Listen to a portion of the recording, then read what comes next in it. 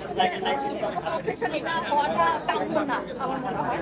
এটা আমি পার্সোনালি ব্যাপারটা আসলে পজিটিভলি দেখি না।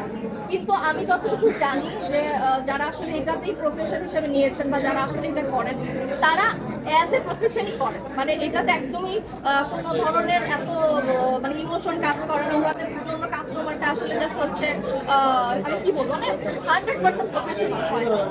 তো ওনাদের জায়গা থেকে ওনারা করছে, কিন্তু আমার মনে হয় যে আসলে কোনো মেয়ের এটা কোনো প্রফেশন হতে পারে না। এটা না করে আমার মনে হয় যে কোনো কিছু হতে পারে, বাট এটা আসলে খুবই কষ্টের একটা প্রফেশন। মানে আমি নিজে থেকে এটাকে পজিটিভলি দেখতে পারি না।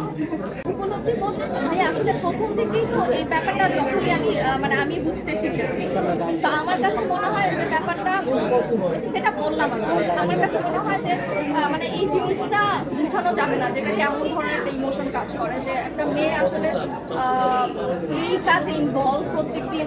আমি যতটুকু জানি যে অনেক কাস্টমার তারা হ্যান্ডেল করে, সো এটা আসলে আমার কাছে খুব কষ্টের মনে হয়।